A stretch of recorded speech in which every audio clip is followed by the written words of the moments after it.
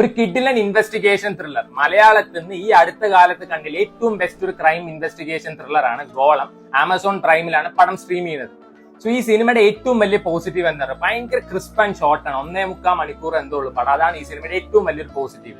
So cinema തുടങ്ങുന്ന സമയത്ത് ഈ കുറെ പേര് ജോലിക്ക് പോകുന്നുണ്ട്. ചിലർ ബസ്സിൽ പോകുന്നുണ്ട്, ചിലർ കാറിൽ പോകുന്നുണ്ട്, ചിലർ സ്കൂട്ടറിൽ ബൈക്കിലൊക്കെ പോകുന്നുണ്ട്. പക്ഷെ അവരെല്ലാവരും പോകുന്നത് ഒരേ ഓഫീസിൽ ഒരേ റൂമിൽ വർക്ക് ചെയ്യുന്ന ആൾക്കാരാണ്. ഈ സിനിമയുടെ ഭാഗം കാണിക്കുന്നത് ഒരു ഓഫീസിന്റെ ഒരു റൂമിലാണ്. പെട്ടെന്ന് ഒരു ദിവസം ഇവരുടെ MD ആരോ ബാത്റൂമിൽ പോകുന്നു, അവിടെ മരിച്ചു കിടക്കുന്നു. അത് അന്വേഷിക്കാൻ വരുന്ന പോലീസ്. രഞ്ജിത്ത് സജീവാണ് ഈ സിനിമയിലെ നായകൻ. ആൾ അടിപൊളിയെ പെർഫോം ചെയ്ത്. സിദ്ദിഖ് സൂപ്പർ പെർഫോമൻസ് ആയിരുന്നു. അതേപോലെ ബാക്കി കുറെ പുതുമുഖങ്ങൾ, അതായത് നമ്മുടെ യൂട്യൂബേഴ്സ് ഒക്കെയാണ് അഭിനയിച്ചിരിക്കുന്നത്. പക്ഷെ ഈ അടുത്ത കാലത്ത് കണ്ടില്ല കിടിലൻ പടമായിട്ടാണ് എനിക്ക് തോന്നിയത്.